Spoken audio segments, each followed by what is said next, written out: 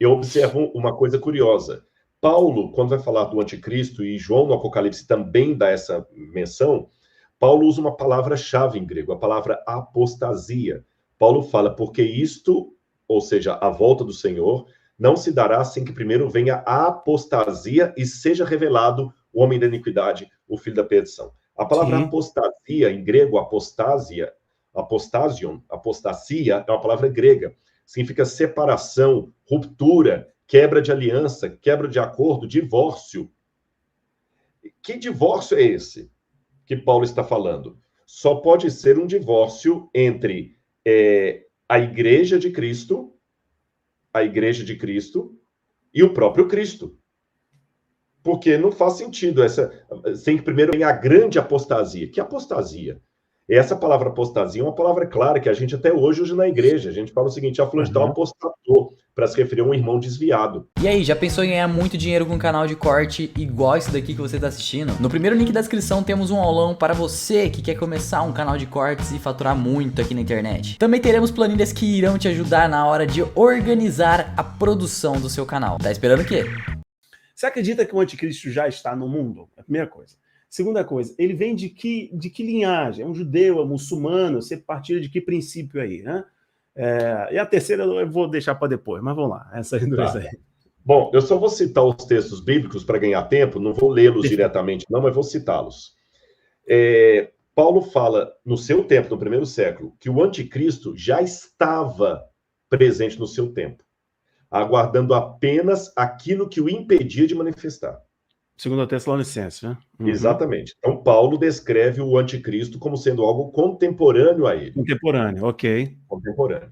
João, embora Paulo não use a palavra anticristo, mas ele fala das características daquele que nós identificamos como anticristo. O homem da iniquidade, o filho da perdição, que se assenta sobre o trono, o santuário de Deus, ostentando como fosse Deus, etc. As cartas joaninas também falam do anticristo como sendo algo presente em seu tempo. Tanto é que ele fala o seguinte, muitos anticristos já se espalharam pelo mundo a serviço do maior. O Apocalipse também, quando vai falar do anticristo, em Apocalipse 13, Apocalipse 17, que ele fala da mulher montada na besta, e a besta é o anticristo, ele fala o seguinte, a mulher que viste é a grande cidade que domina sobre os reis da terra, que está assentada sobre 7 colinas. 7 colinas, Eu não tenho aqui para mostrar, você até me falou de imagens e eu acabei não pegando essa, se eu podia pegar aqui, ia ser legal para ilustrar. Mas existe uma imagem de uma moeda. Fala que eu vou uma bugada aqui, eu acho no Google, não? Roman 7 coin, 7 hills. Se você colocar coin Roman 7 hills, eu já achei no meu aqui, ó. Coloca assim, coin Roman 7 hills. Você vai ver uma moeda de Vespasiano. Já achei. Vou colocar na tela pra gente agora. Peraí. Olha que interessante essa moeda de Vespasiano. Deixa eu só ver se eu achei a moeda certa aqui. Peraí, deixa vai ter atrás, ela vai aparecer em duas formas aqui para você. Júlio César. Quando você coloca assim, Coin Roman 7 Hills em imagens, é a primeira imagem que aparece, é uma moeda com frente e verso e o fundo preto. Frente e verso com fundo preto. Deixa eu ver se é essa daqui, deixa eu colocar na tela e você vai me orientando. Eu tô aqui no Google, é bom que o pessoal vai entendendo o que você está falando exatamente. Se você quiser jogar a tela do Google, fica mais fácil também. Essa não, aqui? não é essa. Escreve, o que está escrito? Eu não consigo ler aqui. Você escreveu Coin Roman 7 Hills. Aqui, tá certo? Eu não consigo ler, desculpa, eu estou sem minha lente hoje. Você escreveu Hills, H-I-L-L-S? Peraí, deixa eu parar de passar vergonha no meu inglês. Fala de novo, como é que é o Hills? H-I-L-L-S.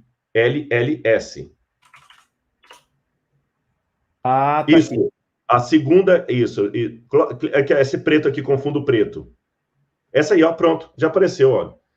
Vocês podem olhar que é uma moeda de Vespasiano, que está Caesare Vespasianus Augustus, que era o César que destruiu Roma, que destruiu Jerusalém.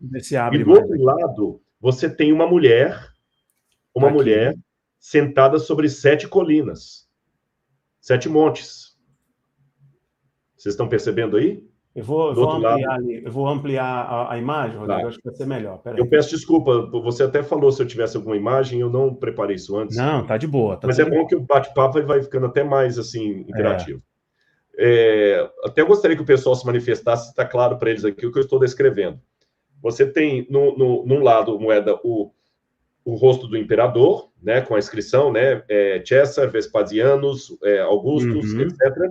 E do outro lado você tem uma mulher sentada sobre 7 colinas. 1, 2, 3, 4, 5, 6, 7.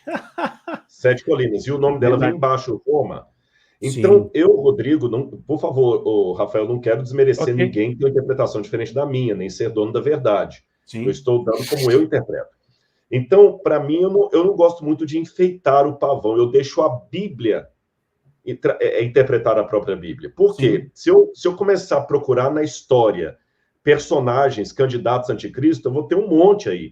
Hitler é um bom candidato, qualquer um que Nostradamus falou, até eu vi uma vez uma charge do Caruso, que ele botava um camarada andando na rua assim, e ele falou assim, com uma placa escrita assim, o fim está chegando, Saddam Hussein é o anticristo. Aí o colega perguntou assim, mas semana passada você falou que era o Ronald Reagan. Ele falou, não, é que eu trabalho com a versão atualizada. Então, quer dizer, cada hora tem um anticristo, né? E aí o pessoal começa a fazer conta de nomes aí, qualquer nome dá 666. Até Ellen White aí falaram que ela é o anticristo, outros falam que é o Macron, lá da... o Jared Kushner, né? Eu vou abrir. Então, respondendo a sua pergunta, por esses versos que eu mencionei de Paulo e João nas epístolas e no Apocalipse, eles já deram identidade do anticristo. O anticristo é Roma. É Roma. Agora, vou complementar a pergunta. Mas era Roma, mas de uma maneira diferente, porque João fala bem claro em Apocalipse 17, a mulher que viste que assenta sobre a besta é a grande cidade que domina sobre os reis da terra. E em seu tempo, a cidade que dominava sobre os reis da terra era Roma. E ele fala, é a mulher que se assenta sobre 7 colinas. Então, eles já estavam dando a identidade do anticristo. Não pode ser alguma coisa separada de Roma. Além disso, eu observo uma coisa curiosa. Paulo, quando vai falar do anticristo, e João no Apocalipse também dá essa menção, Paulo usa uma palavra-chave em grego, a palavra apostasia. Paulo fala, porque isto, ou seja, a volta do Senhor, não se dará sem que primeiro venha a apostasia e seja revelado o homem da iniquidade, o filho da perdição. A palavra apostasia, em grego, apostasia, apostasia, é uma palavra grega. Significa separação, ruptura, quebra de aliança, quebra de acordo, divórcio. Que divórcio é esse que Paulo está falando? Só pode ser um divórcio entre a igreja de Cristo e o próprio Cristo. Porque não faz sentido sem que primeiro venha a grande apostasia. Que apostasia? Essa palavra apostasia é uma palavra clara que a gente até hoje usa na igreja. A gente fala o seguinte, fulano de tal apostatou, para se referir a um irmão desviado. Então, o anticristo tem alguma coisa a ver com o apartar-se da verdade. A partir disso, eu já começo a construir que o anticristo tem que ser alguma coisa relacionada a Roma e uma apostasia em relação à verdade. Eu já descarto um monte de gente aqui. Já descarto o anticristo como sendo um muçulmano, já descarto o anticristo como sendo um ateu, porque não tem como um solteiro adulterar. Quem pode adulterar é um casado. Ok. Tá certo? Não tem como uma pessoa que nunca nasceu morrer. Para morrer, você tem que ter vivido.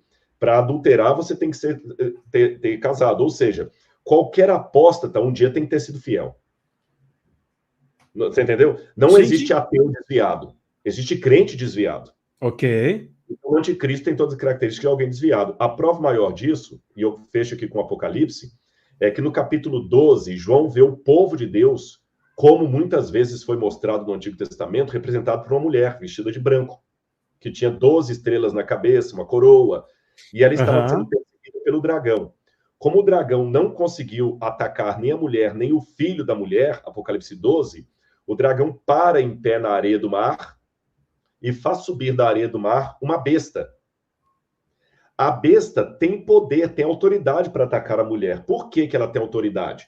Porque o dragão não podia alcançar a mulher durante os 42 meses que ela estaria no deserto, que dá 3 anos e meio. Mas a besta do Apocalipse 13 tinha autoridade para agir durante os 42 meses. Aí você vê uma cena congelada.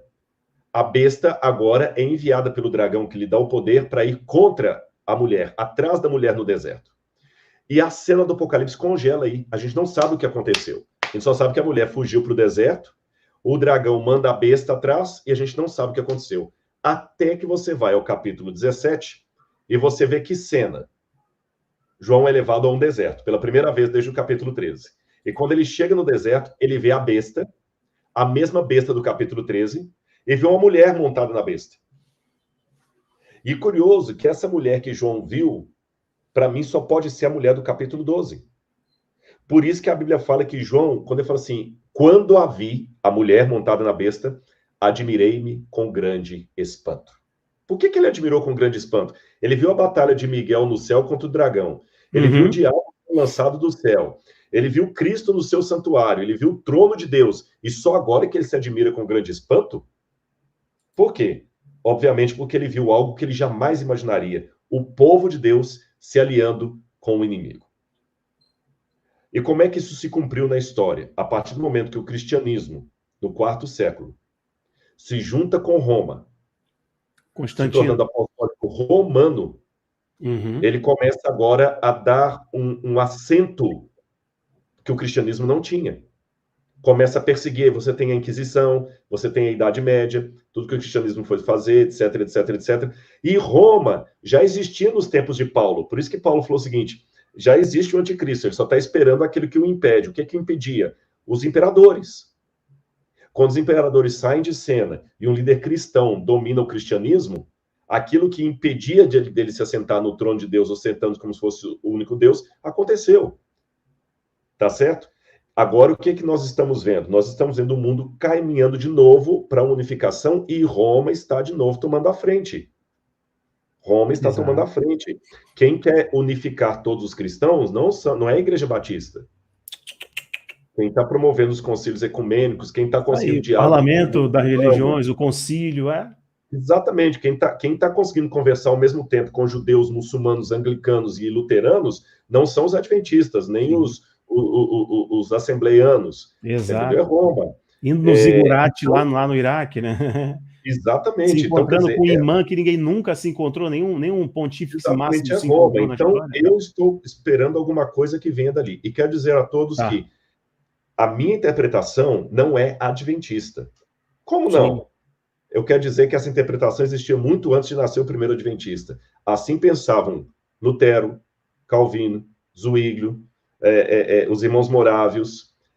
Toda essa ideia de transportar a figura do anticristo de Roma para outro personagem são ideias modernas que nasceram quando um padre chamado... Nossa, agora o Google travou aqui, mas daqui a pouco eu lembro o nome dele.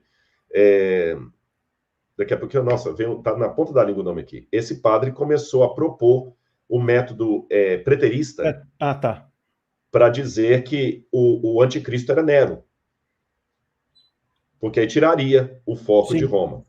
Sim. E a partir desse Javier Rivera, Francisco Rivera, lembrando o nome, Francisco Rivera. A partir de Francisco Rivera, que começou a apresentar isso aí, vieram outros teólogos protestantes lendo nessa vibe aí, e Darby achou interessante essa ideia e começou a fazer uma mistura de preterismo com futurismo. Aí Darby começou a propor que o anticristo seria alguém ligado ao Oriente e tal. Depois de Darby, você vem Lindsay, Hal Lindsay. Entre Darby e Lindsay, você teve a Bíblia, aquela Bíblia anotada escatológica, Scofield, a Bíblia de Scofield. E pela primeira vez a Bíblia de Scofield apresentou um panorama inédito no cristianismo. Nós não temos antes de Darby, Scofield, Hal Lindsay, nenhum cristão, nenhum teólogo cristão, nem na Reforma Protestante, nem na Idade Média, nem na patrística, ninguém colocando o esquema dispensacionalista de um anticristo que vem do Oriente, 7 anos, dividido no meio de Daniel, essa coisa toda e tal. Isso é tudo muito novo. Ou seja, o que eu estou apresentando aqui é o que a Reforma apresentava, que eu sei que destoou do deixados para trás. Mas é assim que eu vejo, pelo menos, a ideia do anticristo.